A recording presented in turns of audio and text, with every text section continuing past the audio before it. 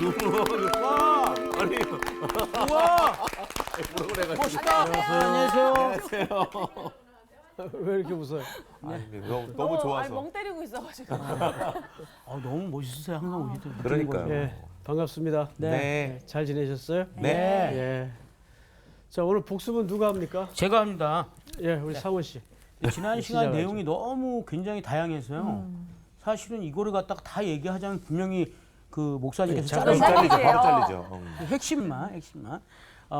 제자들을 갖다가 그 파송을 하는데 그러면서 사도행전에 대해서 빗대어서 얘기를 해주셨거든요. 그 사도행전에서 안디옥 교회에서 선교사를 파송을 할 때 네. 중요한 순서대로 인물을 갖다가 적는데 맨 처음에 파송을 할 때는 바나바가 제일 네. 중요한 위치에 있었고 그다음에 제일 누구, 밑에 누구 있으나 하면서? 마나한 사울이 맨 밑에 있었습니다. 막내. 근데 이런 조합에 대해서 도대체 이런 조합이 어떤 조합일까 물어보신 적이 있거든요. 그래서 그 답을 바나바는 그 안디옥 교회에서 어떻게 보면 담임 목사님이지만 없어서는 안 돼 중요한 사람이지만 사실 이 교회를 갖다가 모든 것을 운영하시는 것은 하나님이 하시는 거다라는 걸 보여주기 위해서 바나바 선생님을 채택을 해주셨고요.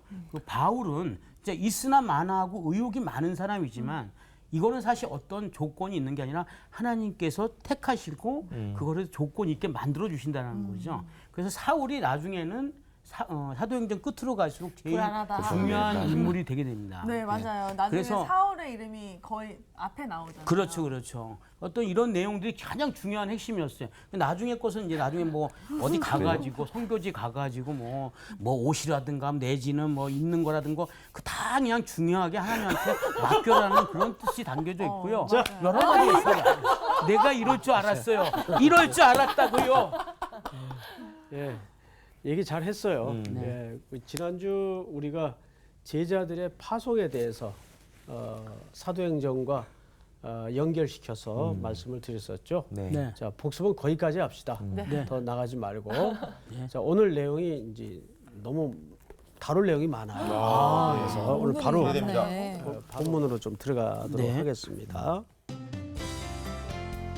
오늘 수업 마가복음 19강 헤롯과 우리의 무력함. 우리 그 광호 학생부터 네. 읽어주시기 바랍니다.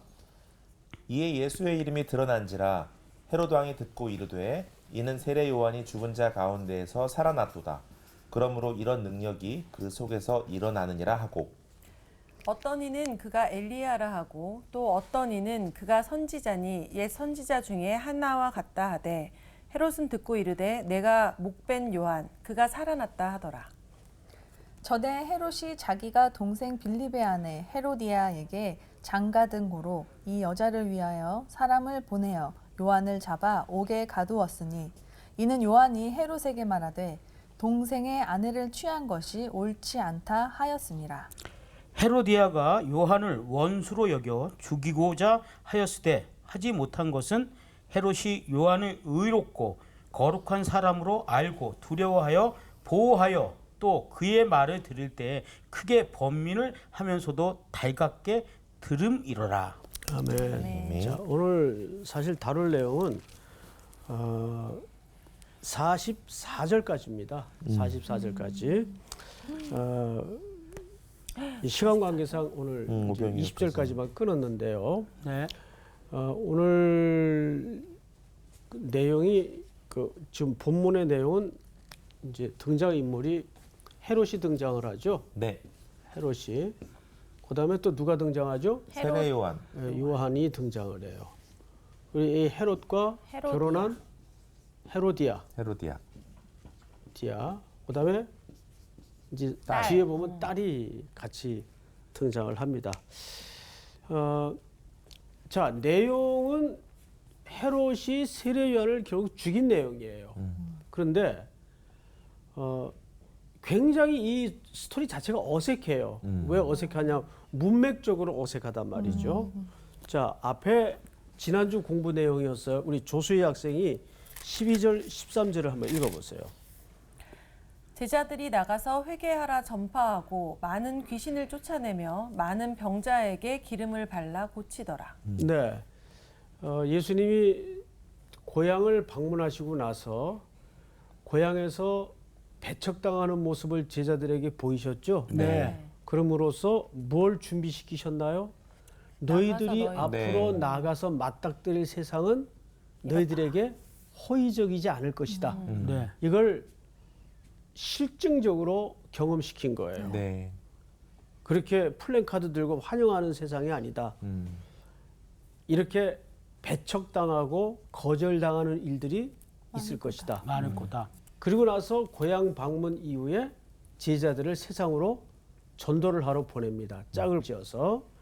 그리고 이제 그들이 나가서 귀신도 쫓아내고 예수의 이름으로 병자도 고치고 복음을 전파했어요. 자, 그러면 자연스러운 흐름이라면 이게 30절로 그냥 건너뛰어야 됩니다. 향기 학생이 한번 읽어보세요. 30절. 사도들이 예수께 모여 자기들이 행한 것과 가르친 것을 낱낱이 고하니 네. 맞네요. 이렇게 하면 딱 그렇죠. 그러네. 네. 그러니까 지금 구조를 먼저 전체 구조를 파악하지 않으면 기자가 뭘 지금 얘기하고 싶은지를 놓치게 돼요. 마가복음 그래서 무슨 구조로 되어 있는가는 샌드위치. 제가 좋아하는 위치 구조로 되어 있어요. 자, 그러면 샌드위치는 이렇게 만든 게 이게 이제 빵이라고 합시다. 그럼 여기 이제 이물질을 넣겠죠? 이물질.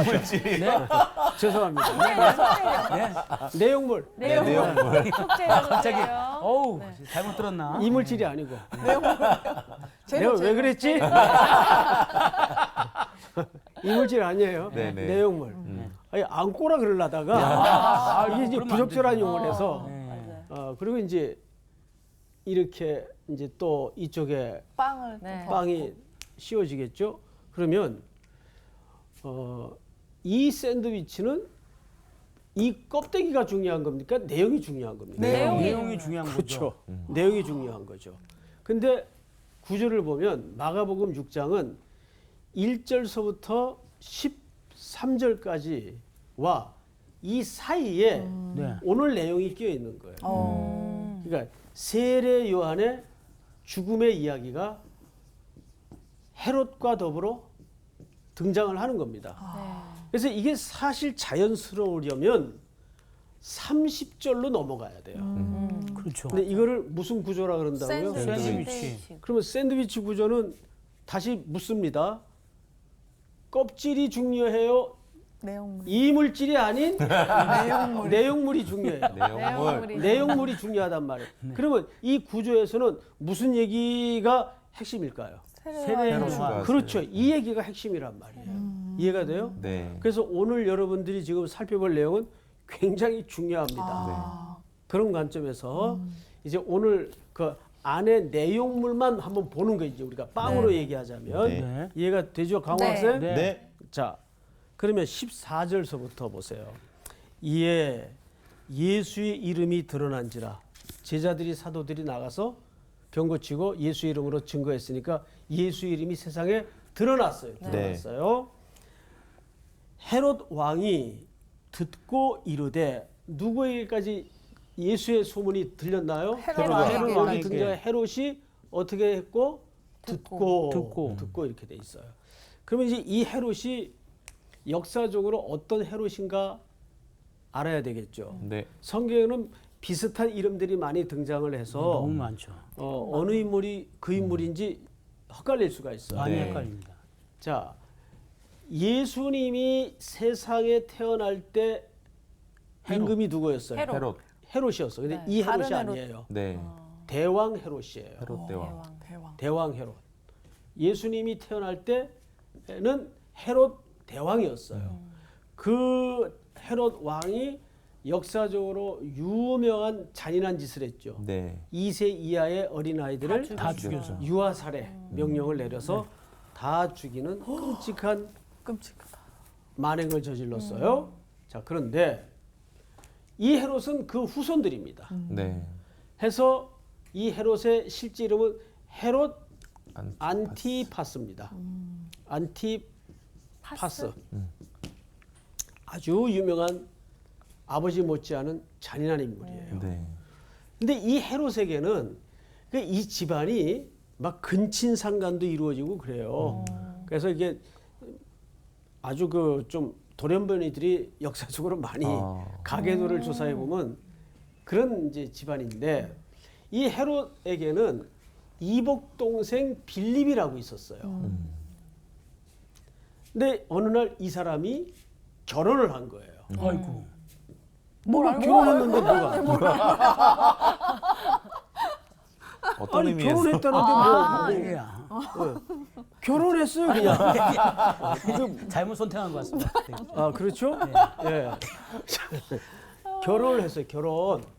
이 네. 빌립이. 근데 이 빌립이 결혼한 여자가 누구냐면 헤로디아예요. 헤로디아. 아. 근데 이뻐. 이뻐. 미인. 너무 이뻐. 그 순간 이 사촌이 그러니까 이복 사촌이 형이. 아니라 이복 형이 갑자기 자기 와이프가 꼴보기 싫어지는 거예요. 예? 갑자기 말도 안 돼. 멀쩡히 데리고 살다가 이복 동생이 결혼을 했는데 그 와이프가 너무 이뻐. 예쁘니까. 그러니까 자기 와이프가 갑자기 보기 싫어지는 거예요. 아이고. 근데 이 당시에는 여자, 장애를 가진 자, 어린아이 이거는 그냥 인격 취급이 안 되던 불온한 시대였지 않습니까? 네. 여자를 학대하고 내쫓는 근거나 조건이 오늘날 우리 기준으로 치자면 말도 안 되는 일들이 너무 많았어요. 네. 뭐 예를 들어서 살림 못해도 나가. 근데 이건 이제 그 시대 기준이에요. 너 왜 이렇게 못생겼어. 기분 나쁘게 생겼니? 나가. 너 왜 이렇게 자기 기분에 그냥 완전히. 그렇죠. 기분 따라. 그 지금 우리 기준으로는 에이 말도 안 돼. 말도 안 되는 짓들을 했어요 실제. 너 이렇게 얼굴이 억울하게 생겼니? 나가. 뭐 이렇게 된 거죠. 예? 너무 억울하다. 자, 그래서 헤롯이 자기 아내를 내쫓아요. 그리고 거기까지도 이게 천인공노할 짓인데 네. 네.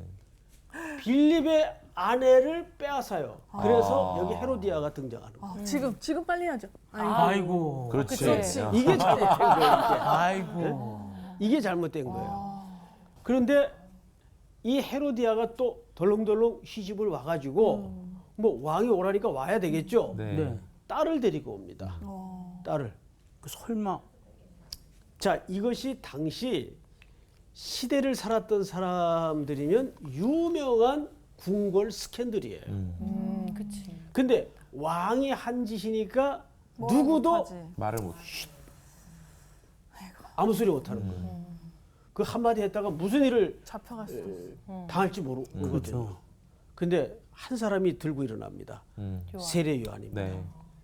자, 성경을 잘 보십시다. 제가 없는 얘기를 하는 게 아니라 네. 15절, 14절부터 다시 읽겠습니다. 이에 예수의 이름이 드러난지라 헤롯 왕이 듣고 이르되 이는 세례 요한이 죽은 자 가운데서 살아났도다. 그러므로 이런 능력이 그 속에서 일어나느니라 하고. 자, 여러분 이게 무슨 얘기냐면 이때는 이미 세례 요한은 죽었어요. 네. 과거의 스토리가 지금 소환되는 겁니다. 네. 네. 네. 그러니까 예수님의 소문을 듣고 잘 들으세요. 예수님의 소문을 듣고 그 사람이 그런 능력을 펼쳐 그런 기적을 일으켰어. 헤롯이 지은 죄가 있으니까 네. 누굴 죽였지 이미? 세례 요한. 세례 요한을 죽였어요. 그러니까 혹시 그 영이 속에서 역사하는 거 아니야? 살아오는 거 아니야? 예수의 속에 들어가서 역사하는 거 아니야? 제발이 저리니까 그렇게 생각을 가진 거예요. 네네네. 그러므로 이런 능력이 그 속에서 일어나느니라 하고 15절 광호 학생 읽어보세요.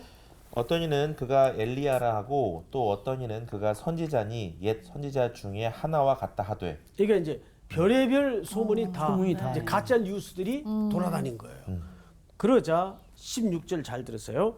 헤롯이 듣고 이르되 내가 목벤 요한 그가 살아났다 하더라. 오. 그러니까 겁이 난 거예요. 그러니까 이미 이 시점은 요한이 죽은 거예요, 안 죽은 거예요? 죽은 거죠. 이미 목배임을 당해 죽은 거예요. 그리고 이제 여기서부터 그가 왜 죽었는지에 대한 과거의 이야기가 나오는. 저렇게 샌드위치처럼 끼어든 거예요. 야. 무슨 말인지 알겠죠? 네. 자, 수희 학생 네. 17절부터 읽어주세요. 전에 헤롯이 자기가 동생 빌립의 아내 헤로디아에게 장가든 고로 이 여자를 위하여 사람을 보내어 요한을 잡아 옥에 가두었으니 자, 보세요. 전에 헤롯이 자기가 동생 빌립의 아내 헤로디아에게 장가든 거로 이 여자를 위하여 사람을 보내어 요한을 잡아 옥에 가두었으니 이 여자로 인하여라는 말은 무슨 얘기냐면 네. 여자를 위하여. 위하여. 자, 여자를 위하여 왜 요한을 옥에 잡아 가두었을까?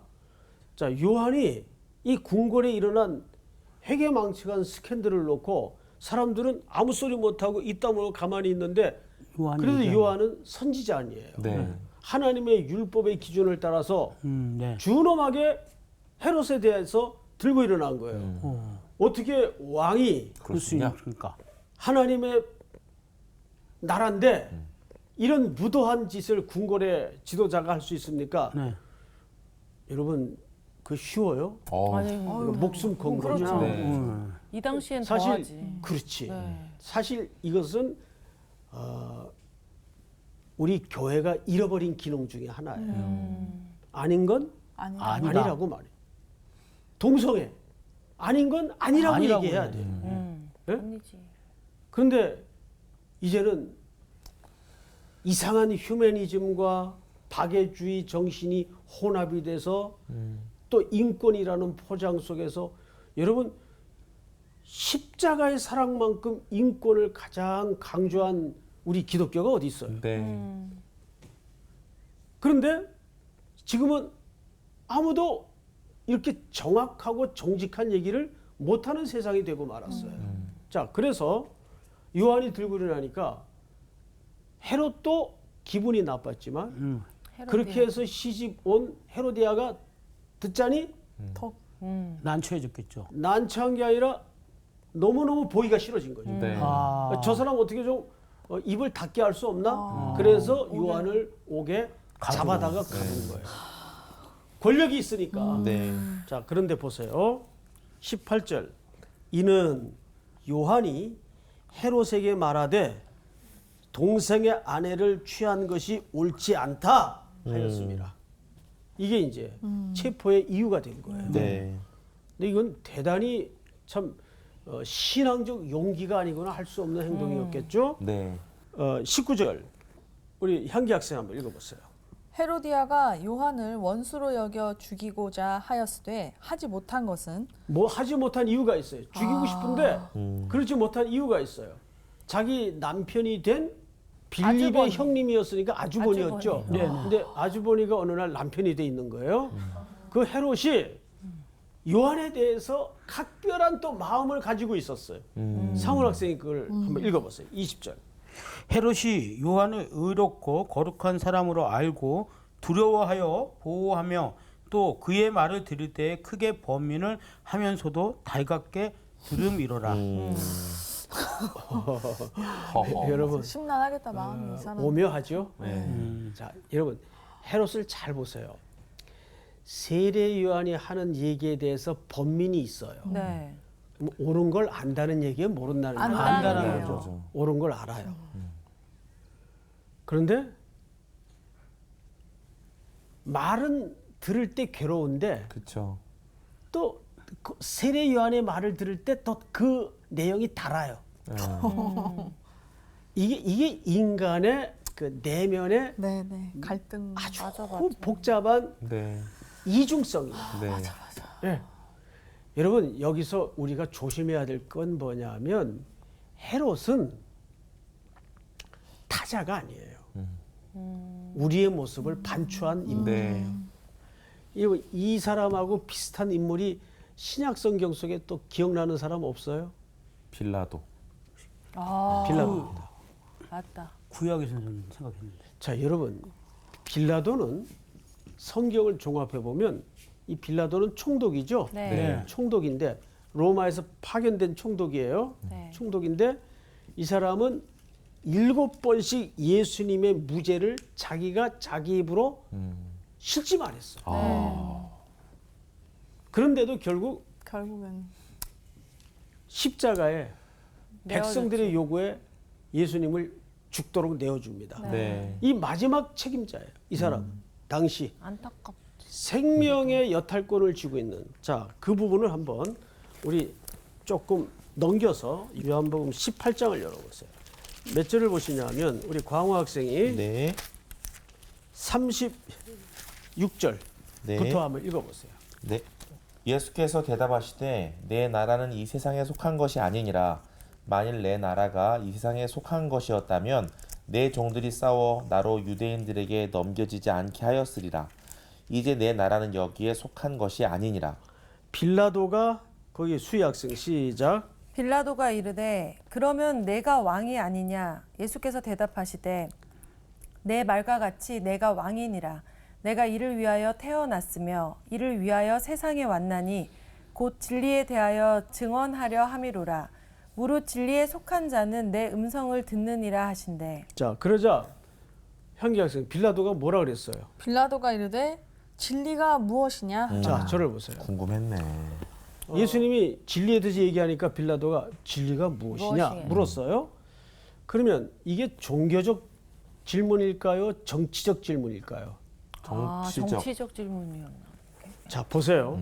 이게 종교적 질문이냐 정치적 질문이냐를 왜 묻냐면 빌라도가 진리가 무엇이냐고 물은 것은 진리가 궁금해서 물은 게 아니라 상대방이 진리에 대해서 계속 알아듣지도 얘기하니까. 못할 소리를 얘기하니까 쉽게 얘기하면 진리가 밥 먹여주냐 그 뜻이에요. 그러면 궁금해서 물어본 줄 알았는데 아니에요. 그게 아니라 결국에는 이게 그러니까 그 진리가 뭐냐고 뭐 밥 먹여주냐고 이렇게 얘기하는 그런 거예요. 뉘앙스입니다. 근데 이런 것도 모르는데 어떻게 7번이나 이렇게 막아두는지 모르겠어. 왜 그랬을까? 자, 그럴 수 있는 것이 뭐냐 하면 아무리 이 사람과 대화를 하고 신문을 해봐도 로마법에 따라서 사형에 해당할 만한 죄목이 없어요. 없으니까. 그건 없습니다. 예. 그러니까 빌라도만큼 예수의 무죄에 대해서 역설적인 변증을 해준 사람이 없어요. 네. 무슨 소리인지 알겠어요? 네. 자, 그런데 성경을 잘 보세요. 18장 38절 빌라도가 이르되 진리가 무엇이냐 하더라. 이 말을 하고 다시 유대인들에게 가서 이르되 나는 그에게서 아무 죄도 찾지 못하였노라. 그럼 풀어줘야죠. 무죄. 그런데 6월절이면 내가 너에게 한 사람을 놓아주는 전례가 있으니 그러면 너희는 내가 유대인의 왕을 너에게 놓아주기를 원하느냐 하니 40절 다 같이 읽습니다. 시작. 그들이 또 소리질러 이르되 이 사람이 아니라 바라바라 하니 바라바는 강도였더라. 자, 바나바가 아니고 바라바입니다. 바라바. 자, 여러분, 이 본문을 잘 보시면 이거는 백성들에게 물어야 될 지금 판결입니까? 자기의 결정에 따라서 확인에 따라서 그냥 풀어줘야 될 그냥 결정하면 그렇죠. 되는 건데. 네, 그렇죠. 왜 그랬지? 자, 그런데 이걸 백성에게 묻습니다. 이게 이렇게 무슨 막 얘기입니까? 폭동이 일어날 거를 진리를 몰라. 다수로 결정을 하는 거예요. 아, 이게 얼마나 미련한 짓이에요. 여러분, 동서남북 방향을 다수결로 결정할 수 있어요? 아니요. 응? 이게 똑같은 짓을 한 거예요. 자, 우리 어느 쪽을 북쪽으로 할까? 네 느낌에는 어딨니? 이런 거잖아. 침뱉어. 다수결로. 똑같은 짓이에요. 그런데 백성들은 아니라 바라봐. 이 사람은 뭐라? 강도라. 강도. 여기서 말하는 강도는 총 들고 칼 들고 남의 물건 뺏고 그런 강도가 아니에요. 독립운동가를 이 당시 이렇게 표현을 했어요. 그러면 청중들, 백성들의 유일한 염원은 민족 해방이에요. 네. 이 민족이 로마의 압제로부터 해방을 받는 거예요. 그런데 지금까지 열렬히 환호하고 옹유했던 예수가 무기력하게 십자가에 끌려가 아무 저항도 없이 죽어가. 네. 그런 메시아 우리 필요 없다. 우리에게는 독립. 독립운동가가 필요하다. 바라바를 놓아주소서. 즉 백성들의 니즈가 뭐에 초점이 맞춰져 있는지 아시겠어요? 이 빌라도는 왜 백성들의 요구에 순응할 수밖에 없었는가 하면 밀란이 일어나게 생겼거든요. 로마가 가장 경계하는 게 뭐냐면 식민지 국가 사이에 소요가 일어나고 맞아요. 사회 안정과 질서가 깨지는 거예요. 그러면 그 책임이 누구에게 있는 겁니까? 그 총독에 빌라도에게 있어요. 그러면 이 총독들은 유일한 평생의 소망이 야망이 뭐냐면 정치적인 승진이에요. 그래서 잘 다스려서 로마의 그치. 왕궁에 입성하는 가이사 앞에 서는 게 소원이에요. 근데 군대로 말하면 지휘관 고가 점수가 깎이는 거예요. 네. 그러면 중요하지. 빌라도는 진리가 궁금해서 물은 게 아니고 이 진리가 반명해 주냐? 이 사람은 자기의 이익, 자기의 실리, 뭐 비슷한 개념이지만 야망 이런 게 우선적인 가치였다고요. 지금 헤롯을 잘 보세요. 요한의 지적이 옳은 줄도 알고 그의 말을 달게 들어요. 네. 그런데 헤롯 또한 로마 황제에게 호의감을 사서 실제적으로 왕이 되는 게 여기 왕이라고 표현되어 있지만 이건 하나의 한 지역을 담당하는 얘도 총독이었어요? 집정관 정도밖에 안 되는 거예요. 네. 그러니까 실질적으로 로마 황제의 환심을 사는 게 또한 중요했죠, 이 사람은. 중요하죠. 네. 왜냐하면 그래야 이 가업이 계속 이어질 수 있기 때문에 네. 왕으로서의 지위가 견고해질 수 있기 때문에 헤롯 또한 뭡니까? 자기의 이익과 야망이에요. 자, 어떤 일이 그 위에 벌어졌는가를 잘 보세요. 네. 21절 생일날이 됐어요. 마침 기회가 좋은 날이 왔으니 곧 헤롯이 자기 생일에 대신들과 천부장들과 갈릴리 귀인들로 더불어 잔치할세. 자, 22절을 광우 학생 읽어보세요. 네.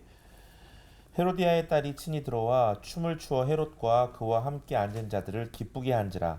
왕이 그 소녀에게 이르되 무엇이든지 내가 원하는 것을 내게 구하라. 내가 주리라 하고. 네, 그러니까 이 데리고 시집온 이 딸이 헤로디아의 딸이 또 아주 춤을 여염하게 잘 췄던 것 같아요. 엄마 닮아서 또 이거. 생일날 또. 의붓 아버지지만 생일날 네. 약간 그 앞에서 춤을 추니까 이 헤롯이 홀딱 넘어갔어요.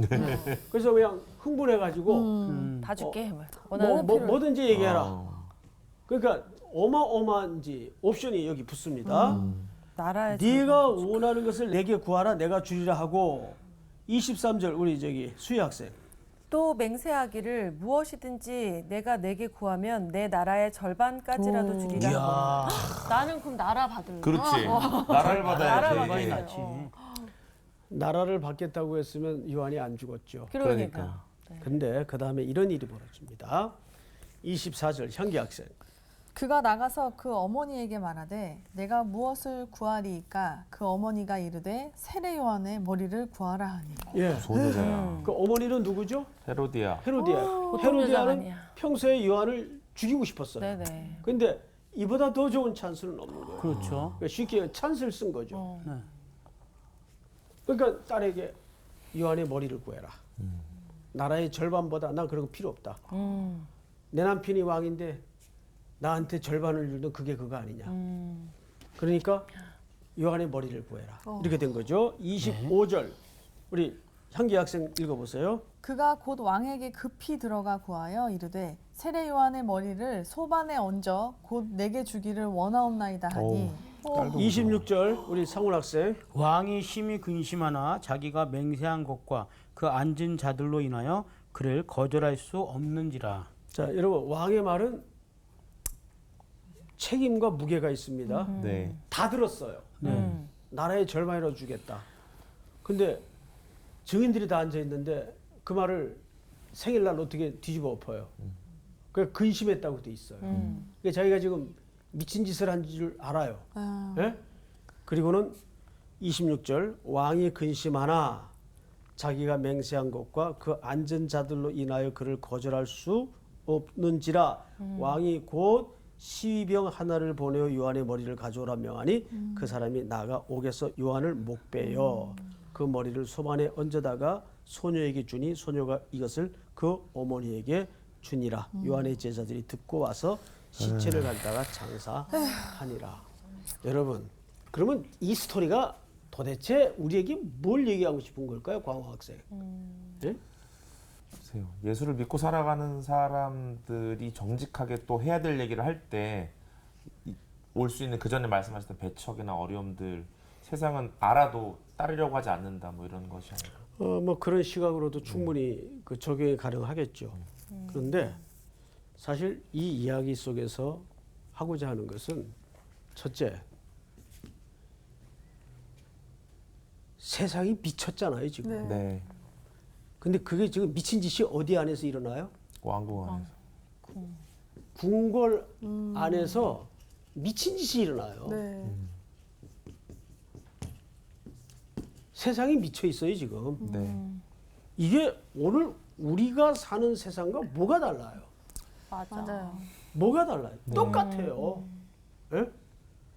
최근에 또 멀리 가까이 우리 지금 주변에서 그 너무너무 이 흉흉한 뉴스가 보도될 때 뭐가 달라요? 이때나 그때나 네. 똑같습니다. 세상은 미쳐 있어요. 미친 짓이 궁궐 내에 일어나고 있어요. 그리고 또 하나는 아까 제가 이 헤롯과 함께 또 한 명의 예정을 드렸어요. 빌라도. 네.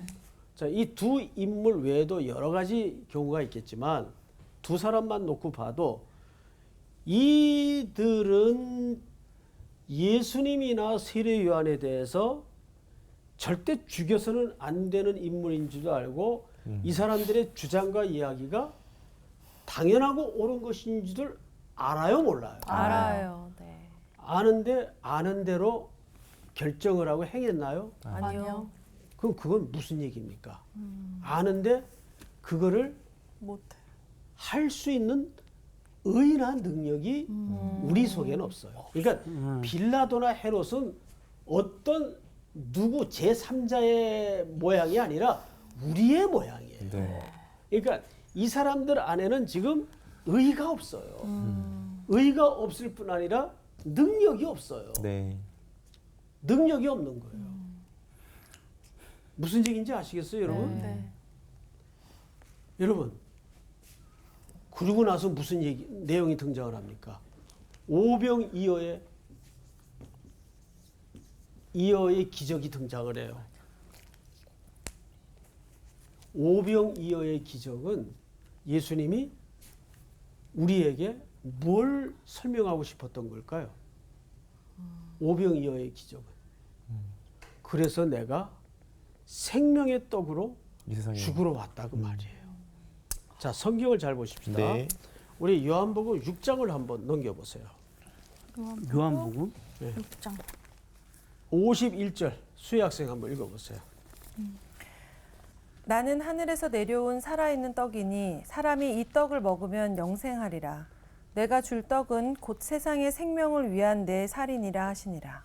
그리고 건너뛰어서 54절을 우리 향기 학생이 읽어보세요. 내 살을 먹고 내 피를 마시는 자는 영생을 가졌고 마지막 날에 내가 그를 다시 살리리니 내 살은 참된 양식이요 내 피는 참된 음료로다. 58절 우리 사원 학생. 이것은 하늘에서 내려온 떡이니 조상들이 먹고도 죽은 그것과 같이 아니하여 이 떡을 먹는 자는 영원히 살리라. 자, 여러분, 이 오병이어의 사건이 요한복음에서는 어떤 영적인 해석으로 바뀝니까? 예수님이 바로 오병이어가 되셔서 이 땅에 죽으러 오셨다 그 말이에요. 네. 자, 여러분 오늘 마가복음 6장으로 다시 가면 이 세례 요한의 죽음의 스토리가 끝나고 나서 이어서 무슨 얘기가 등장을 하냐 하면 30절 사도들이 그러니까 앞의 내용까지는 소환되어 중간에 삽입된 얘기예요. 네. 네. 이제 이해가 되죠? 네.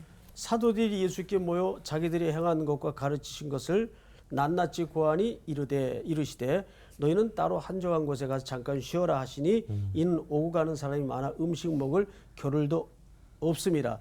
이에 배를 타고 따로 한적한 곳에 갈새 그들이 가는 것을 보고 많은 사람이 그들인 줄 안지라 모든 고을로부터 도보로 그곳에 달려와 그들보다 먼저 갔더라. 우리 34절 중요합니다. 다 같이 시작. 예수께서 나오사 큰 무리를 보시고 그 목자 없는 양 같음으로 인하여 불쌍히 여기사 이에 여러 가지로 가르치시더라. 여러분, 목자 없는 양같이 어떻게 여기셨다고요? 불쌍히 불쌍히 여기사. 이 불쌍히 여기다는 말은 그 원문의 어의가 창자가 끊어지는 아픔이란 단장의 아픔이라는 뜻이에요. 네. 그러니까 모든 구원의 기초는 불쌍히 여김으로서부터 시작이 돼요. 네. 그런데 그러고 나서 이어지는 스토리가 뭡니까? 빈들이요 날도 저물어 가니 무리를 보내어 두루 촌과 마을로 가서 무엇을 사 먹게 하소서. 대답하여 이르시되 너희가 먹을 것을 주라 하시니. 사도들에게. 네.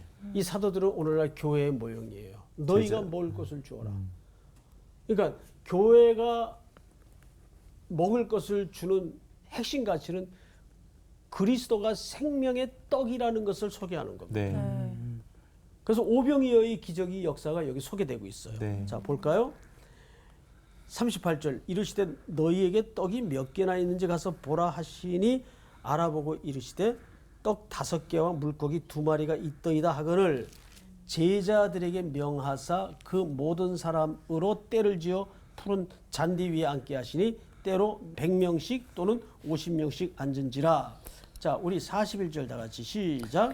예수께서 떡 5개와 물고기 2마리를 가지사 하늘을 우러러 축사하시고 떡을 떼어 제자들에게 주어 사람들에게 나누어 주게 하시고 또 물고기 2마리도 모든 사람에게 나누시매. 여기서 떡을 떼어 할 때 떼어 말이 으깨어 부서지다. 이 말은 그리스도께서 십자가에서 실제 자기 살을 찢어 으깨어 부서뜨려서 우리에게 생명의 떡으로 내어주신 사건이에요. 그러면 이걸 총 정리해보면 무슨 뜻이 되냐면 세례 요한의 죽음 이면에는 헤롯의 이런 미친 짓과 그에게는 의가 없어. 의가 없고 그것을 행할 능력도 없음을 보았어요. 또 곁들여 빌라도의 경우도 우리가 살펴봤어요. 그러면 저 사건을 통해서 우리에게 드러내고자 하는 건 뭐냐면 헤롯은 제3자가 아니라 우리 인간의 모습이에요. 우리 안에는 의도 없고 그것을 이루어낼 능력이 없어요. 그래서 예수님이 죽으시는 거예요. 뭘로? 생명의 네, 떡으로. 떡으로 오셔서. 이 구조 전체가 이렇게 되는 겁니다. 믿습니까? 네. 오늘 생명의 떡으로 오신 예수 그리스도께서 다시 한번 이 세상의 양식이 되는 또 그것을 여러분들이 직접 이 세상이 필요한 것은 그리스도가 필요해요. 네. 아무리 코로나가 창궐해도 여전히 복음과 교회는 필요합니까? 필요하지 않습니까? 필요합니다. 더 여전히 필요하죠. 필요합니다. 자, 오늘 공부는 여기까지. 감사합니다. 감사합니다. 아, 이렇게 또 오병이어로 연결이 되네요. 이렇게 되네. 되게 진짜. 뜬금없는 다른 얘기라고 생각했는데. 기가 막힙니다. 그렇게 되는 거. 그러니까 우리가 막 사실 헤롯 빌라도 얘기를 들으면서 어떻게 저래? 막 이랬는데 어. 이게 바뀌어야 돼 이렇게. 네, 맞아. 그러니까 우리라고 사실 안전할 수는 없는 것 같아요. 맞아요. 저런 자리에 있다면 맞아요. 우리는 뭐 당연히 뭐 할 수 있지 뭐 이렇게 맞아요. 하겠지만 진짜 예수님밖에는 의가 없으시다. 맞아요. 그런 생각을 오직 하게 그거 됩니다. 하나만 생각하면 네. 우리가 살아야겠어요. 네. 우리 아버님이 이제 목사님이신데 그렇죠. 아버님이 저한테 옛날에 늘 하셨던 말이 세상은 정직한 사람들이 잘 사는 세상이 아니다. 그렇기 때문에 정직해라. 그렇게 얘기를 하시더라고요. 예. 그러니까 저는 그 얘기를 듣고 이게 뭐지 했는데 이 맞아요. 말뜻을 예. 나이가 근데 먹으니까 잘 좀 살고 알 것 계시잖아요. 같아요. 예. 그쵸. 네. 너무 정직하게 살고 있어요. 정직하지만 잘 살고 계시잖아요. 복 받으신 거. 그렇죠. 그렇네요. 네. 뭐라고 할 말이 없네. 그렇게 살아가자고요. 네. 한 주간 또 승리합시다. 나갑시다. 화이팅!